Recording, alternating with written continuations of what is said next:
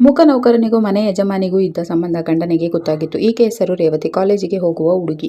ಈಕೆ ಸ್ನಾನ ಮಾಡಿ ಮುಗಿಸಿ ಮ್ಯೂಸಿಕ್ ಹಾಕಿಕೊಂಡು ಡ್ಯಾನ್ಸ್ ಮಾಡುತ್ತಾ ಇರುತ್ತಾಳೆ. ಈಕೆ ಇವಳ ತಾಯಿ ಸರಿತಾ ಹಾಗೂ ತಂದೆ ರಾಜೀವ್. ಇವರು ಮನೆ ಕೆಲಸಕ್ಕೆ ಒಬ್ಬ ಶರತ್ ಎಂಬ ಹುಡುಗನನ್ನು ಕರೆದುಕೊಂಡು ಬರುತ್ತಾರೆ. ಅವನನ್ನು ನಮ್ಮ ಜ್ಯೋತಿಷಿಯ ದೂರದ ಸಂಬಂಧಿಕ, ಇವನಿಗೆ ಮಾತು ಬರುವುದಿಲ್ಲ ಹಾಗೂ ಕಿವಿ ಕೇಳಿಸುವುದಿಲ್ಲ ಎಂದು ಹೇಳುತ್ತಾಳೆ. ಅದನ್ನು ಕೇಳಿ ರೇವತಿಗೆ ಶಾಕ್ ಆಗುತ್ತದೆ. ಸ್ವಲ್ಪ ಹೊತ್ತಿನ ನಂತರ ರೆಡಿಯಾಗಿ ರೇವತಿ ಮನೆಯಿಂದ ಹೊರಡುತ್ತಾಳೆ. ಆಗ ಅದನ್ನೇ ಗಮನಿಸುತ್ತಿದ್ದ ಶರತ್ ಅವಳ ರೂಮಿಗೆ ಹೋಗುತ್ತಾನೆ. ಅವಳ ಬಟ್ಟೆಗಳನ್ನು ಮೂಸಿ ಖುಷಿ ಪಡುತ್ತಾನೆ. ಇತ್ತ ಸರಿತಾ ಕುಮಾರಿ ಎಂಬ ಮನೆ ಕೆಲಸದವಳಿಂದ ತನ್ನ ಫೋಟೋ ಹಾಗೂ ವಿಡಿಯೋಗಳನ್ನು ಮಾಡಿಸುತ್ತಾಳೆ. ನಂತರ ಕುಮಾರಿ ರೇವತಿಯ ರೂಮಿಗೆ ಬಂದಾಗ ಅಲ್ಲಿ ಇದ್ದ ಶರತ್ ಅನ್ನು ನೋಡಿ ಆಕೆಗೆ ಸ್ವಲ್ಪ ಸಂಶಯ ಬರುತ್ತದೆ. ಅಂದು ರಾತ್ರಿ ಶರತ್ ರಾಜೀವ್ಗೆ ಪೆಗ್ ಮಾಡಿ ಕೊಡುತ್ತಾನೆ. ಅದು ಚೆನ್ನಾಗಿಲ್ಲ ಎಂದು ರಾಜೀವ್ ಶರತ್ನ ಮುಖಕ್ಕೆ ಎರಚುತ್ತಾನೆ. ನಂತರ ರಾಜೀವ್ಗೆ ಒಂದು ಫೋನ್ ಕಾಲ್ ಬರುತ್ತದೆ. ಅದನ್ನು ಗಮನಿಸುತ್ತಿದ್ದ ಶರತ್ಗೆ ರಾಜೀವ್ ಜಾಡಿಸಿ ಒದೆಯುತ್ತಾನೆ. ನಂತರ ಫೋನ್ ಪಿಕ್ ಮಾಡಿ ಡಾರ್ಲಿಂಗ್ ಎಂದು ಮಾತು ಮುಂದುವರಿಸುತ್ತಾನೆ. ನಂತರ ರೇವತಿ ರೂಮಿನಲ್ಲಿ ಬಂದು ಶರತ್ ನಿಂತಿರುತ್ತಾನೆ. ಅದನ್ನು ನೋಡಿ ರೇವತಿ ಗಲಾಟೆ ಮಾಡುತ್ತಾಳೆ. ತನ್ನ ಅಮ್ಮನನ್ನು ಕರೆದು ಇವನು ಸುಮ್ಮನೆ ನನ್ನ ರೂಮಿನೊಳಗೆ ನುಗ್ಗುತ್ತಾನೆ, ಇವನಿಗೆ ಬುದ್ಧಿ ಹೇಳಿ ಎಂದು ಹೇಳುತ್ತಾಳೆ. ಆದರೆ ಸರಿತಾ ಇವನು ಕಿವುಡ ಹಾಗೂ ಮೂಗ, ನೀವು ಕೂಗಿದರೂ ಕೇಳಿಸುವುದಿಲ್ಲ, ಅದಕ್ಕಾಗಿ ನೀವು ಏನಾದರೂ ಸನ್ನೆ ಮಾಡಲಿ ಎಂದು ಬಂದಿರುತ್ತಾನೆ ಅಷ್ಟೇ ಎಂದು ಸಮಾಧಾನ ಮಾಡುತ್ತಾಳೆ. ಸ್ವಲ್ಪ ಹೊತ್ತಿನ ನಂತರ ಸರಿತಾ ಶರತ್ನಿಂದ ಹೆಡ್ ಮಸಾಜ್ ಮಾಡಿಸಿಕೊಳ್ಳುತ್ತಿರುತ್ತಾಳೆ. ಆಗ ಆಕೆಯ ಸೆರಗುಜಾರಿ ಸೌಂದರ್ಯವೆಲ್ಲ ಕಾಣಿಸುತ್ತಾ ಇರುತ್ತದೆ. ಅದನ್ನು ಶರತ್ ಕೂಡ ಆಸೆಯಿಂದ ನೋಡುತ್ತಿರುತ್ತಾನೆ. ಆದರೆ ಅದು ಸರಿತಾಳ ಅರಿವಿಗೆ ಬರುವುದಿಲ್ಲ.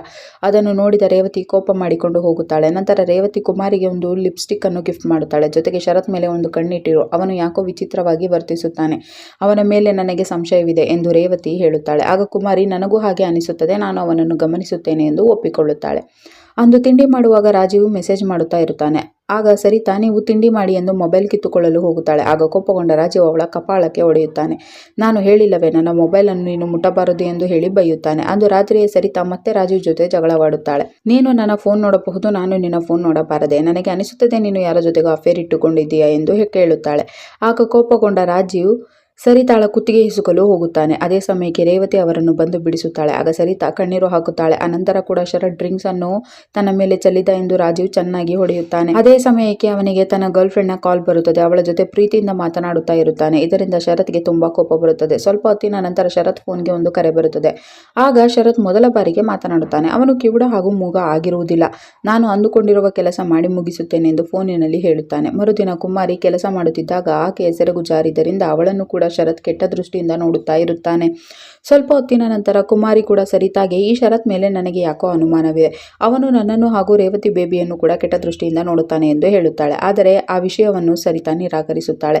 ನಂತರ ಸರಿತಾ ಜಾರಿ ಬೀಳುವಾಗ ಶರತ್ ಅವಳನ್ನು ಹಿಡಿದುಕೊಳ್ಳುತ್ತಾನೆ. ಆಗ ಇಬ್ಬರ ಕಣ್ಣುಗಳು ಒಂದಾಗುತ್ತದೆ. ಮರುದಿನ ರಾಜೀವ್, ನನಗೆ ಕೆಲಸದ ಮೇಲೆ ಬೇರೆ ಊರಿಗೆ ಹೋಗುತ್ತಿದ್ದೇನೆ, ನನ್ನ ಅಣ್ಣ ಮನೆಗೆ ಬರುತ್ತಿದ್ದಾನೆ ಎಂದು ಹೇಳಿ ಶರತ್ ಹೊರಡುತ್ತಾನೆ. ಅಂದು ರಾತ್ರಿ ಶರತ್ ಒಂದು ಚಾಕು ಹಿಡಿದುಕೊಂಡು ಏನೋ ಯೋಚಿಸುತ್ತಾ ಇರುತ್ತಾನೆ. ಮರುದಿನ ರೇವತಿ, ನಾನು ಸ್ನಾನ ಮುಗಿಸಿ ಬರುವಷ್ಟರಲ್ಲಿ ಶರತ್ನ ಕೈಯಲ್ಲಿ ನನ್ನ ಬಟ್ಟೆ ಇತ್ತು, ಅವನು ಇಲ್ಲಿ ಏನು ಮಾಡುತ್ತಿದೆ ಎಂದು ಅಮ್ಮನನ್ನು ಕರೆದು ಗಲಾಟೆ ಮಾಡುತ್ತಾಳೆ. ಆಗ ಕುಮಾರಿ, ಈ ಶರತ್ನನ್ನು ಮೊದಲು ಕೆಲಸದಿಂದ ಕಿತ್ತು ಹಾಕಿ ಅಕ್ಕ ಎಂದು ಸರಿತಾಗೆ ಹೇಳುತ್ತಾಳೆ.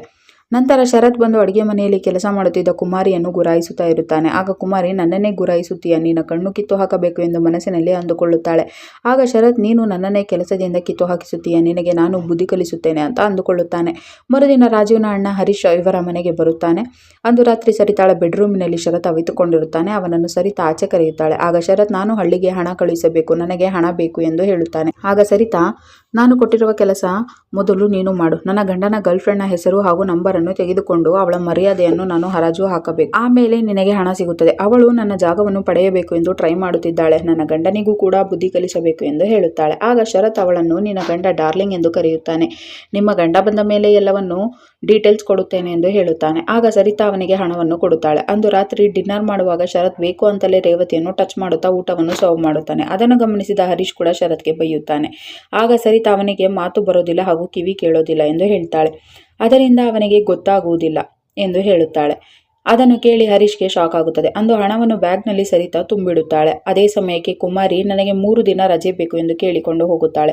ಮರುದಿನ ರಾಜೀವ್ ಮನೆಗೆ ವಾಪಸ್ ಬರುತ್ತಾನೆ. ಆಗ ಅವನು ತನ್ನ ಗರ್ಲ್ ಫ್ರೆಂಡ್ಗೆ ಕಾಲ್ ಮಾಡುವಾಗ ಈಶಾನಿ ಎಂದು ಕರೆಯುತ್ತಾ ಮಾತನಾಡುತ್ತಾನೆ. ಶರತ್ ಅದನ್ನು ಕೇಳಿಸಿಕೊಳ್ಳುತ್ತಾನೆ. ನಂತರ ಮೊಬೈಲ್ ಇಟ್ಟು ಆ ಕಡೆ ರಾಜೀವ್ ಹೋದಾಗ ಈಶಾನಿಯ ನಂಬರನ್ನು ಕೂಡ ಶರತ್ ತೆಗೆದುಕೊಳ್ಳುತ್ತಾನೆ. ಅದನ್ನು ಮೆಸೇಜ್ ಮೂಲಕ ಸರಿತಾಗೆ ಕಳಿಸುತ್ತಾನೆ.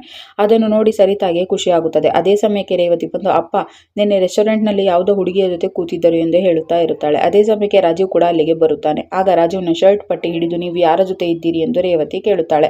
ಕೋಪಗೊಂಡ ರಾಜೀವ್ ರೇವತಿಯ ಕಪಾಳಕ್ಕೆ ಬಾರಿಸುತ್ತಾನೆ. ನಿನಗೆ ಮಾನ ಮರ್ಯಾದೆ ಇದೆಯಾ?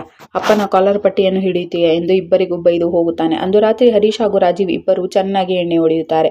ನಂತರ ಹರೀಶ್ ರೂಮಿಗೆ ಹೋಗಿ ಬರುತ್ತೇನೆ ಎಂದು ಹೋಗುತ್ತಾನೆ. ಅದೇ ಸಮಯದಲ್ಲಿ ಡ್ರಿಂಕ್ಸ್ ಸರಿಯಾದ ಸಮಯಕ್ಕೆ ಕೊಟ್ಟಿಲ್ಲ ಎಂದು ರಾಜೀವ್ ಶರತ್ಗೆ ಹೊಡೆಯಲು ಶುರು ಮಾಡುತ್ತಾನೆ. ಆಗ ಕೋಪಗೊಂಡ ಶರತ್ ರಾಜೀವ್ಗೆ ಚಾಕು ಹಾಕಿ ಬಿಡುತ್ತಾನೆ. ಆಗ ಶರತ್, ನೀನು ರೇವತಿಯ ಮೇಲೆ ಕೈ ಮಾಡುತ್ತೀಯಾ? ನಾನು ಅವಳನ್ನು ತುಂಬಾ ಪ್ರೀತಿಸುತ್ತೇನೆ ಎಂದು ರಾಜೀವ್ಗೆ ಬೈಯುತ್ತಾನೆ. ನಂತರ ಹರೀಶ್ ಕೂಡ ಅಲ್ಲಿಗೆ ಬಂದಾಗ ಅವನನ್ನು ಚುಚ್ಚಿ ಕೊಲೆ ಮಾಡುತ್ತಾನೆ. ನಂತರ ಹೋಗಿ ಸರಿತಾಳ ರೂಮಿನ ಬಾಗಿಲನ್ನು ಬಡಿಯಲು ಶುರು ಮಾಡುತ್ತಾನೆ.